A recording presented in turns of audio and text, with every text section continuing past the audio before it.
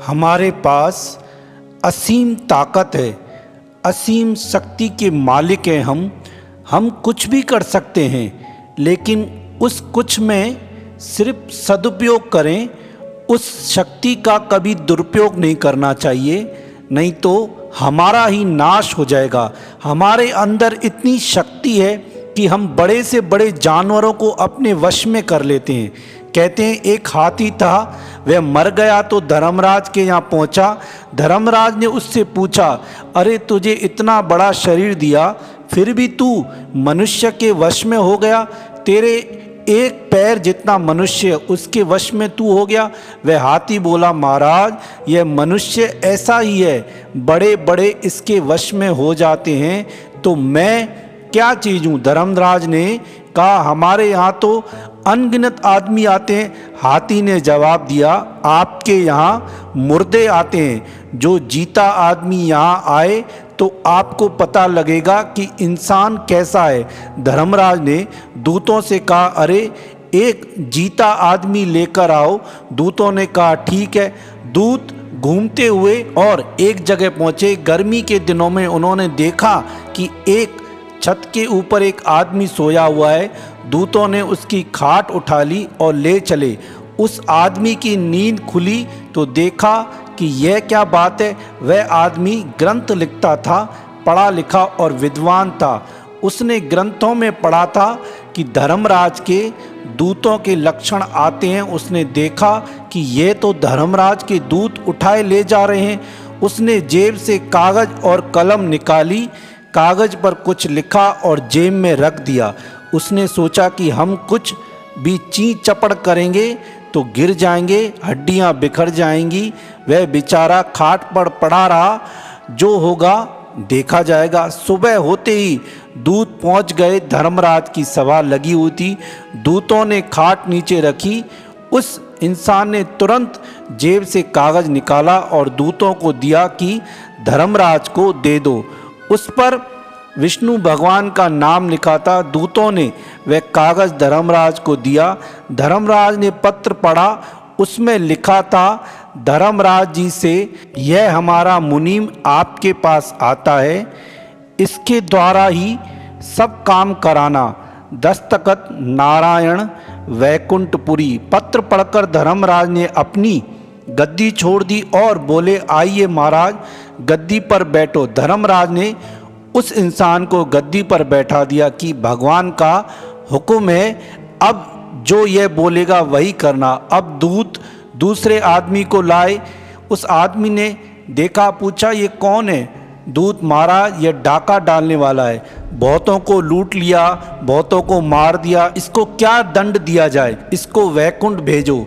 यह कौन है? महाराज ये दूध बेचने वाली है, इसने पानी मिलाकर दूध बेचा, जिससे बच्चों के पेट बढ़ गए, वे बीमार हो गए और मरे भी हैं। इसे क्या करें? इसको भी वैकुंठ भेज दो। यह कौन है? इसने झूठी गवाही देकर बेचारे लोगों को फंसा दिया, इसका क्या किया जाए? अरे पूछते क्या हो, वैकुंठ में भेजो। अब व्यभिचार आए, पापी आए, हिंसा करने वाला आए, कोई भी आए, उसके लिए एक ही आज्ञा की कि वैकुंठ भेजो। अब धर्मराज क्या करे? गद्दी पर बैठा, मालिक जो कह रहा है वही ठीक है। वहाँ वैकुंठ में जाने वालों की कतार लग गई। भगवान ने देखा कि अरे इतने लोग यहाँ कैसे आ रहे हैं? कहीं मृत्यु लोक में कोई महात्मा प्रकट हो गए? बात क्या है जो सभी वैकुंठ में भेजे जा रहे हैं? कहाँ से आ रहे हैं? देखा कि ये तो धर्मराज के यहाँ से आ रहे हैं। भगवान धर्मराज के यहाँ पहुँचे। भगवान को देखकर सब खड़े हो गए। धर्मराज भी खड़े हो गए, वह इंसान भी खड़ा हो गया। भगवान ने पूछा, धर्मराज आपने सबको वैकुंठ भेज दिया, बात क्या है?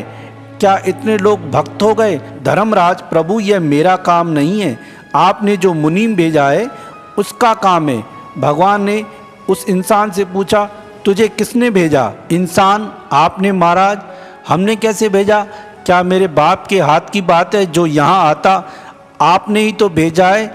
आपकी मर्जी के बिना कोई काम होता है क्या? क्या यह मेरे बल से हुआ है? ठीक है, पर तूने यह क्या किया? मैंने क्या किया महाराज? तूने सबको वैकुंठ भेज दिया। यदि वैकुंठ भेजना खराब काम है तो जितने संत महात्मा है उनको दंड दिया जाए। यदि यह खराब काम नहीं है तो उलाना किस बात की? इस पर भी आपको पसंद ना हो तो सबको वापस भेज दो, परंतु भगवत गीता में यह श्लोक आपको निकालना पड़ेगा। यद गत्वा न निवर्तन्ते तद धाम परमम मम। मेरे धाम में जाकर पीछे लौटकर कोई नहीं आता। बात तो ठीक है, कितना ही बड़ा पापी हो, यदि वह वैकुंठ में चला जाए तो पीछे लौटकर थोड़ी आएगा, उसके पाप सब नष्ट हो जाते हैं। पर यह काम तूने क्यों किया? मैंने क्या किया महाराज? मेरे हाथ में जब बात आएगी तो मैं यही करूँगा, सबको वैकुंठ भेजूँगा। मैं किसी को दंड क्यों दूँ? मैं जानता हूँ कि थोड़ी देर के लिए गद्दी मिली है तो फिर अच्छा काम क्यों न करूं? लोगों का उद्धार करना खराब काम है क्या? भगवान ने धर्मराज से पूछा, धर्मराज तुमने इसको गद्दी कैसे दे दी? धर्मराज बोले, महाराज देखिए आपका कागज आया है, नीचे साफ साफ आपके दस्तखत हैं। भगवान ने इंसान से पूछा, क्यों रे, यह कागज मैंने कब दिया तेरे को? वह इंसान बोला, आपने गीता में लिखा है सर्वस्य चाहम हृदय सन्निविष्ट। मैं सबके हृदय में रहता हूँ, अतः हृदय से आवाज़ आई और मैंने उस पर लिख दिया। हुक्म तो आपका ही हुआ। यदि आप इसको मानते हैं तो गीता में से उपयुक्त बात निकाल दीजिए। भगवान ने कहा ठीक। धर्मराज से पूछा, अरे धर्मराज बात क्या है, ये कैसे आया? धर्मराज बोले, महाराज कैसे क्या आया? आपका पत्र ले आया। दूतों से पूछा, यह बात कैसे हुई? दूत बोले, महाराज आपने ही तो एक दिन कहा था कि एक जीवित आदमी लाना। धर्मराज, तो वह यही है क्या? अरे परिचय तो कराते। दूत, हम क्या परिचय कराते महाराज, आपने तो कागज़ लिया और इसको गद्दी पर बैठा दिया। हमने सोचा कि परिचय होगा, फिर हमारी हिम्मत कैसे होती बोलने की। हाथी वहाँ खड़ा सब देख रहा था, बोला, जयराम जी की, आपने कहा था ना तू कैसे आदमी के वश में हो गया? मैं क्या वश में हो गया? वश में तो धर्मराज हो गए, भगवान हो गए। यह काले माथे वाला आदमी बड़ा विचित्र है महाराज, यह चाहे तो बड़ी उथल फुथल कर दे, यह तो खुद ही संसार में फंस गया है। भगवान ने कहा, अच्छा जो हुआ सो हुआ, अब तो नीचे चला जा। इंसान बोला, गीता में आपने कहा है मामू पेत्य तु कौन्ते पुनर्जन्म न विद्यते। मेरे को प्राप्त होकर पुनः जन्म नहीं लेता, तो बताए मैं आपको प्राप्त हुआ कि नहीं? भगवान, अच्छा भाई तू चल मेरे साथ। इंसान, महाराज केवल मैं ही चलूं? हाथी पीछे रह जाएगा बेचारा, इसकी कृपा से तो मैं यहाँ आया, उसको भी अपने साथ में ले लो। हाथी बोला, मेरे बहुत से भाई यहीं नरकों में बैठे हैं, सबको साथ ले लो। भगवान बोले, चलो भाई सबको ले लो। भगवान के आने से हाथी का कल्याण हो गया, उस इंसान का कल्याण हो गया, अन्य जीवों का भी कल्याण होगा।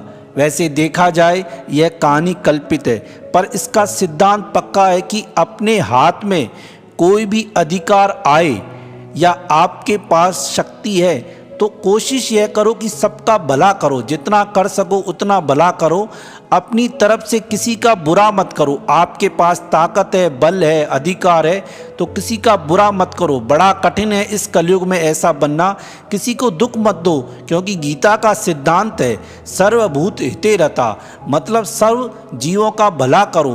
प्राणी मात्र के हित के बारे में सोचो। अधिकार हो, पद हो, थोड़े ही दिन रहने वाला है, सदा रहने वाला नहीं है। इसलिए सबके साथ अच्छे से अच्छा बर्ताव करो, अच्छे से अच्छा चलो, तो आपके साथ भी अच्छा होगा। आपको मिला है जो भी पद, उसका आप दुरुपयोग नहीं करें, उसको सबके भले में लगाएं। जैसे उस इंसान ने सबका भला किया, तो हमारे पास बहुत योग्यता है, गुण है, ताकत है, बल है, पर उसका दुरुपयोग नहीं करें, उसको सदुपयोग लगाएंगे तो हमारा भी भला होगा और हमारे साथ भी अच्छा अच्छा सब कुछ होगा।